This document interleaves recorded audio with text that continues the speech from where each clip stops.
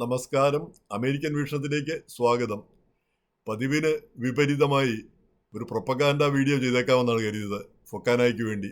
ഒന്നുമില്ല, കഴിഞ്ഞ ദിവസം ഫൊക്കാന 2026 കൺവെൻഷൻ നടക്കുന്ന വേദി കൽഹാരി എന്ന് പറയുന്ന വാട്ടർ പാർക്കിൽ പോയി. അത് പോക്കണോസ് മൗണ്ടനിലാണ്, പെൻസിൽവേനിയ. ന്യൂയോർക്കിൽ നിന്ന് ഏകദേശം 2 മണിക്കൂറോളം ദൂരെ.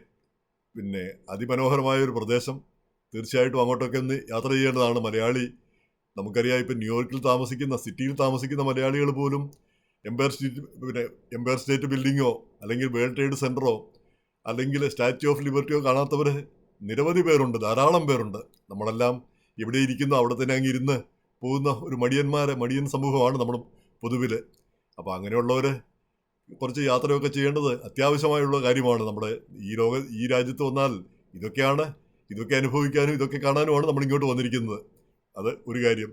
രണ്ടാമത്, ഈ കൽഹാരി അതൊരു വാട്ടർ പാർക്കാണ്. കൽഹാരി എന്ന് പറയുമ്പോൾ നമുക്കറിയാം, കൽഹാരി എന്ന് പറഞ്ഞാൽ ആഫ്രിക്കയിലെ മരുഭൂമിയാണ്. ആമസോൺ എന്ന് പറഞ്ഞാൽ തെക്കേ അമേരിക്കയിലെ കാടാണ്. ആപ്പിൾ എന്ന് പറഞ്ഞാൽ നമ്മൾ തിന്നുന്ന ആപ്പിളാണ്. പക്ഷേ ഇതിനൊക്കെ ഇപ്പം അർത്ഥം വ്യത്യാസം വന്നു പോയി. ആപ്പിൾ എന്ന് പറഞ്ഞാൽ നമ്മളെന്താ ചിന്തിക്കുക? ആപ്പിൾ കമ്പ്യൂട്ടർ, അതിനെപ്പറ്റിയാണ് നമ്മൾ ആദ്യമേ ചിന്തിക്കുക. ഇനിയിപ്പോൾ ആപ്പിളിൻ്റെ പേര് നമ്മൾ മാറണമെന്നാണ് എനിക്ക് തോന്നിയിരിക്കുന്നത്.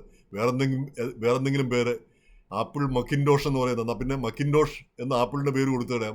ഇങ്ങനെ ഈ പേരുകൾ, ഈ പോപ്പുലർ നെയിംസ്, ഇങ്ങനെയുള്ള പേരുകളെല്ലാം ഓരോരുത്തരും കയറി കച്ചവടക്കാർ മേടിച്ചുകൊണ്ട് പോയി കഴിഞ്ഞാൽ സ്ഥിതി എന്താവും? ആമസോണിനെ പിടിച്ച്, ആമസോൺ അല്ലാതെ വേറെ എത്രയോ പേരുകളുണ്ടായിരുന്നു. ഇപ്പോൾ ഗൂഗിൾ അർത്ഥമൊന്നുമില്ലാത്തൊരു വാക്കാണെന്ന് തോന്നുന്നു. യാഹൂ, പിന്നെ നമ്മൾ പണ്ട് കേട്ടിട്ടുണ്ട് യാഹൂ, പിന്നെ ഏതോ ഒരു സിനിമാ പാട്ടിൽ യാഹൂ എന്നും പറഞ്ഞ്, അത് ഈ യാഹൂ ഉണ്ടാകുന്നതിന് മുമ്പ്. ഈ മൈക്രോസോഫ്റ്റ് പിന്നെ ഒരു അർത്ഥമുള്ള വേർഡാണ്, 2 വാക്കുകൾ കൂട്ടിച്ചേർത്ത്. അപ്പോൾ ഇങ്ങനെ ഈ സ്ഥലനാമങ്ങളും എല്ലാം ഇങ്ങനെ അപഹരിക്കപ്പെട്ടു പോകുന്നു, കൊമേഴ്ഷ്യലൈസ് ചെയ്യപ്പെട്ടു പോകുന്നു. പിന്നെ അതൊരു കഷ്ടം തന്നെ, അതൊരു കാര്യം. എന്തായാലും ഈ കലഹാരി ചെന്ന് കഴിഞ്ഞപ്പം വാസ്തവം പറഞ്ഞാൽ വളരെ ഇമ്പ്രസ്ഡ് ആയിപ്പോയി. ഗംഭീരമായൊരു ഫെസിലിറ്റി, ഇത്രയും വലിയൊരു ഫെസിലിറ്റി പിന്നെ കണ്ടിട്ടില്ല എന്ന് തന്നെ പറയാം. നമ്മൾ ഫൊക്കാനയുടെയും ഫോമയുടെയും കൺവെൻഷനുകൾ പല സ്ഥലങ്ങളിലും പിന്നെ പോയിട്ടുണ്ട്, ധാരാളം കൺവെൻഷനുകളിൽ പോയിട്ടുണ്ട്. അപ്പോൾ ഈ കൺവെൻഷനുകളിലൊക്കെ ഇതേവരെ നടന്ന ഒരു കൺവെൻഷനേക്കാളും ഏറ്റവും വലിയൊരു ഫെസിലിറ്റിയാണ് ഇതെന്ന് തോന്നി.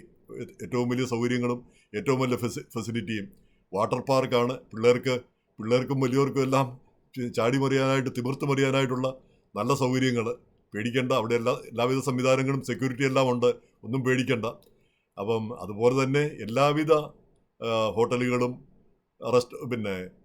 റെസ്റ്റോറൻറ്റുകളും ബാറുകളും മറ്റെല്ലാ സംവിധാനങ്ങളും ഉള്ളത്. ചുരുക്കി പറഞ്ഞാൽ ഒരു ഫാമിലി കൺവെൻഷൻ ഏറ്റവും അനുയോജ്യമായ ഒരു സ്ഥലമാണ്. ഇഷ്ടംപോലെ പാർക്കിങ്ങും. അത് ആ വിശാലത ആണ് എനിക്ക് ഏറ്റവും അധികം എന്നെ ഇമ്പ്രസ് ചെയ്ത കാര്യം. ആസം പറഞ്ഞാൽ നമ്മൾ ഒരു ഹോട്ടലിലോ അല്ലെങ്കിൽ ചെന്ന് കഴിഞ്ഞാൽ 5 സ്റ്റാർ ഹോട്ടലാണെങ്കിൽ കൂടി അവിടെ സൗകര്യങ്ങളെല്ലാം ഉണ്ട്, ഇടനാഴികളുണ്ട്, എല്ലാം ഉണ്ട്, എല്ലാ സൗകര്യങ്ങളും ഉണ്ട്. എന്നാൽ പോലും അതിവിശാലമായിട്ട് കിടക്കുന്ന ഒരു ഫെസിലിറ്റി നമ്മൾ കാണാറില്ല. കാരണം ഇപ്പം ന്യൂയോർക്ക് സിറ്റിയിൽ അതിവിശാലമായി കിടക്കണമെന്ന് പറഞ്ഞാൽ അതിനുള്ള സൗകര്യങ്ങളില്ല. പിന്നെ ചെറിയ സ്ഥലങ്ങളാണ്, ചെറിയ പട്ടണങ്ങളിലെല്ലാം ഇങ്ങനെയാണ്. ഇത് പക്ഷേ പട്ടണമല്ല, ഒരു മരുഭൂമി പോലെ കിടന്ന ഒരു തരിശു ഭൂമി, മൊട്ടക്കുന്നുകളായിരുന്ന ഭൂമി, അതെടുത്ത് ഇങ്ങനെ കൊമേഴ്ഷ്യലൈസ് ചെയ്ത് അത് വലിയൊരു സംവിധാനമാക്കി മാറ്റി. വലിയൊരു അമേരിക്കയുടെ തന്നെ ഏറ്റവും വലിയ വാട്ടർ പാർക്കായിരുന്നു. ഇപ്പോഴത് ഏറ്റവും വലിയ ഇൻഡോർ വാട്ടർ പാർക്കാണെന്നാണ് ഇപ്പോൾ പറയുന്നത്. കാരണം ഇവരുടെ തന്നെ ടെക്സസിൽ തുടങ്ങിയ ഫെസിലിറ്റി ഇതിനേക്കാൾ വലുതാണ്. അപ്പോൾ ഈ കൽഹാരി എന്ന് പറയുന്നത് ആഫ്രിക്കൻ മരുഭൂമിയാണ്. അത് ഉണ്ടാകാനുള്ള കാരണം ഇതിൻ്റെ ഉടമകൾ എന്തോ വിസ്കോൺസിൽ നിന്ന് വന്ന് അവിടെ ചെറിയ രീതിയിൽ വാട്ടർ പാർക്ക് നടത്തിക്കൊണ്ടിരുന്നവരാണ്. അവർ ഫെസിലിറ്റി ഇങ്ങോട്ട് വ്യാപിപ്പിക്കാനായിട്ട് ശ്രമിച്ചു. കാരണം അവിടുത്തെ കാലാവസ്ഥയിൽ വല്ലപ്പോഴേ അത് പറ്റുള്ളൂ. അപ്പോൾ അങ്ങനെ ഈ സ്ഥലം വാങ്ങിയത്. അപ്പോൾ അവർ ആഫ്രിക്കയിൽ പോയി ആഫ്രിക്കയിലെ ഓരോന്ന് കണ്ട് അതിൽ വളരെ ഇമ്പ്രസ്ഡായി. ആഫ്രിക്കയിലെ ഓരോ കാര്യങ്ങളാണ്, ചിത്രങ്ങളും പെയിൻറ്റിങ്ങുകളും. അതുപോലെ ആഫ്രിക്കൻ സംസ്കാരത്തിൻ്റെ പ്രതീകങ്ങളാണ് ഈ ഹോട്ടൽ മുഴുവൻ, ഈ റിസോർട്ട് മുഴുവൻ ഉള്ളത്. കലഹാരി എന്നുള്ള പേര് തന്നെ ഏറ്റവും നല്ല അനുയോജ്യമായ ആഫ്രിക്കൻ പേര്. എന്തായാലും നമ്മളെ സംബന്ധിച്ചിടത്തോളം ഇതൊന്നും അല്ല പ്രശ്നം.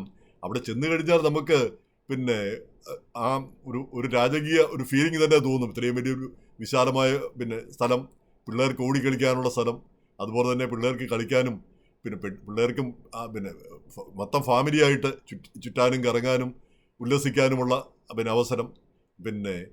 ഈ മറ്റു സ്ഥലങ്ങളിലെ പോലെ ഈ ഫൊക്കാന ഫോമ കൺവെൻഷനുകളെ പറ്റി പറയുന്നത് ഈ അച്ചായന്മാർക്ക് വന്ന് കള്ളടിച്ച് കൂത്താടാനുള്ള ഒരു സ്ഥലമെന്നാണ് പലപ്പോഴും പറയാറുള്ളത്. അങ്ങനെയല്ല, ഇത് ഫാമിലിയായിട്ട് വരാനും എൻജോയ് ചെയ്യാനും പറ്റുന്ന ഒരു സ്ഥലമാണത്.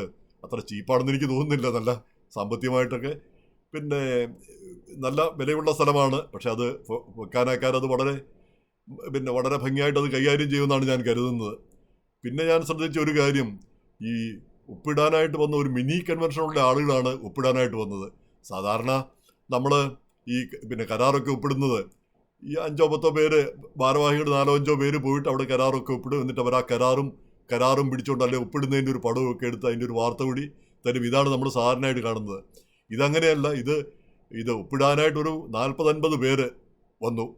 അത് അമേരിക്കയുടെ പല ഭാഗത്തു നിന്നും, അവിടെ ജോർജിയ, ഫ്ലോറിഡയിൽ നിന്ന് ജോർജ് വർഗീസ്, കാനഡയിൽ നിന്ന് 2-3 പേര്, അങ്ങനെ ഓരോ സ്ഥലങ്ങളിൽ നിന്ന് ആളുകൾ. അപ്പോൾ ഇവരെല്ലാം വന്നു. വാഷിങ്ടണിൽ നിന്നും അവിടുന്ന് ഇവിടുന്ന് എല്ലാം വിപിൻ രാജും കൂട്ടരും, അങ്ങനെ എല്ലാ ഭാഗത്തു നിന്നും ആളുകൾ. അപ്പോൾ ഇതിൽ എനിക്ക് ഏറ്റവും ശ്രദ്ധേയമായി തോന്നുന്നത്, ഇവരെല്ലാവരും തന്നെ ഒരു 40-50 ഇടയ്ക്ക് പ്രായമുള്ളവരാണ്. ഇവർ നല്ലൊരു പങ്ക് ചെറുപ്പക്കാരുടെ ഒരു നിരയാണ് അവിടെ കണ്ടത്. മറ്റൊരു സംഘടനകളിലും ഇതുവരെ കാണാത്തൊരു ഒരു മാറ്റമാണ് അവിടെ കണ്ടത്. അതുകൊണ്ടാണ് എനിക്ക് വാസം പറഞ്ഞ ഒരു വീഡിയോ ചെയ്യണമെന്ന് അവരെന്ന് പത്രത്തിൽ എഴുതുമ്പോൾ ഇത്രയ്ക്ക് നമുക്ക് പറയാൻ പറ്റില്ല. പക്ഷെ അതെനിക്ക് വളരെ ഇമ്പ്രസ്ഡ് ആയിട്ടും വളരെ അഭിനന്ദനാർഹമായി തോന്നി. ചെറുപ്പക്കാരുടെ നിലയിലേക്ക് ചെറുപ്പക്കാർക്ക് അധികാരം കൈമാറണമെന്നൊക്കെ നമ്മൾ പറയുന്നുവെങ്കിലും ഇതിപ്പം ചെറുപ്പക്കാരത് ഏറ്റെടുത്ത പോലെയാണ് തോന്നിയത്. എന്നാൽ അത്ര ചെറുപ്പക്കാരല്ല. ഇപ്പം സജിമോൻ ആൻ്റണി ചെറുപ്പമാണ്, എന്നാൽ ചെറുപ്പമല്ല. സെക്രട്ടറി ശ്രീകുമാർ ഉണ്ണിത്താൻ. അപ്പം അങ്ങനെയുള്ളവർ കാഴ്ചയിൽ വളരെ ചെറുപ്പം. അപ്പം എങ്ങനെയായാലും ഈ ഒരു ചെറുപ്പക്കാരുടെ നിര അവിടെ രംഗത്ത് വന്നിരിക്കുന്നത് വളരെ ഊർജ്ജസ്വലമായിട്ട്, സജിമോൻ ആൻ്റണിയൊക്കെ വളരെ ഊർജ്ജസ്വലമായിട്ട് ആ കാര്യങ്ങളെല്ലാം ഭംഗിയായിട്ട് നിയന്ത്രിക്കുന്നത് കണ്ടപ്പോൾ വളരെ സന്തോഷം തോന്നി. ഇങ്ങനെയാണ് വേണ്ടത്. സംഘടന മുന്നോട്ട് പോകുന്നത് ഇങ്ങനെയാണ്. ചെറുപ്പക്കാരും പുതിയ തലമുറയും വരികയാണ് ചെയ്യുന്നത്. അവർ ആരും കൊണ്ടുവന്ന് അധികാരങ്ങൾ ഇപ്പം വനിതകൾക്ക് അധികാരം കൊടുക്കണമെന്ന് പറയുന്നു. കൊടുക്കേണ്ട കാര്യമൊന്നുമില്ല. ഇപ്പോൾ ഏതെങ്കിലും ഒരു വനിതയ്ക്ക് മത്സരിച്ച് ജയിക്കാവുന്നേ ഉള്ളൂ. പക്ഷെ അവരാരും മുന്നോട്ട് വരാറില്ല. അങ്ങനെ നമ്മൾ പിടിച്ചെടുക്കാനാണ് നോക്കേണ്ടത്. പിടിച്ചെടുക്കാൻ മീൻസ് നമ്മൾ ഓരോന്നും ഇങ്ങോട്ട് കൊണ്ട് തരുന്നതിനല്ല, നമ്മളത് അർഹരായി അതിനുവേണ്ടി പരിശ്രമിച്ച് മുന്നോട്ട് വരികയാണ് വേണ്ടത്. ഇപ്പം ലീലാമാരേട്ടും മറിയാമ്മ പിള്ളയും, ലീലാമാരേട്ട് വിജയിച്ചില്ല, എന്നാൽ പോലും അവർ മുന്നോട്ട് വരികയാണ് ചെയ്യുന്നത്. കലാഷാഹി, ഇവരൊക്കെ മുന്നോട്ട് വരികയാണ് ചെയ്തത്. സ്വയം മുന്നോട്ട് വരികയാണ്, ഞങ്ങൾ ഇന്ന നേതൃത്വത്തിലേക്ക് വരുന്നു എന്ന് പറഞ്ഞ്. അപ്പോൾ വനിതകളും അതുപോലെ തന്നെ യുവതലമുറയും സ്വയം മുന്നോട്ട് വരണം, ഞങ്ങൾ ഈ രീതിയിലേക്ക് വരുന്നു. അപ്പോൾ അതിവിടെ കണ്ടതിൽ വളരെ അഭിമാനവും സന്തോഷവും തോന്നി. തീർച്ചയായിട്ടും ഈ കൺവെൻഷന് വന്നില്ലെങ്കിൽ അത് വരാത്തവർക്കൊക്കെ ഒരു നഷ്ടമായിരിക്കും. കാരണം ഇത്രയും വലിയൊരു സംവിധാനത്തിൽ, ഇത്രയും വലിയ കാര്യങ്ങളിൽ നമുക്ക് പങ്കാളികളാവാനും നമ്മുടെ കുടുംബത്തോടൊപ്പം ആഹ്ലാദിച്ച് 2-3 ദിവസം ചെലവഴിക്കാനും പറ്റും. തീർച്ചയായിട്ടും എല്ലാവരും വരണം എന്നുള്ള ഒരു ആഹ്വാനത്തിന് വേണ്ടിയാണ് ഈ വീഡിയോ ചെയ്യുന്നത്. അത് കൺവെൻഷൻ നടക്കുന്നത് 2026 ഓഗസ്റ്റ് 5, 6, 7, 8 തീയതികളിൽ. അപ്പോൾ അത് ഇപ്പോൾ തന്നെ ഡേറ്റ് കുറിച്ച് വെക്കുക. പറ്റുന്നവരൊക്കെ പങ്കെടുക്കുക.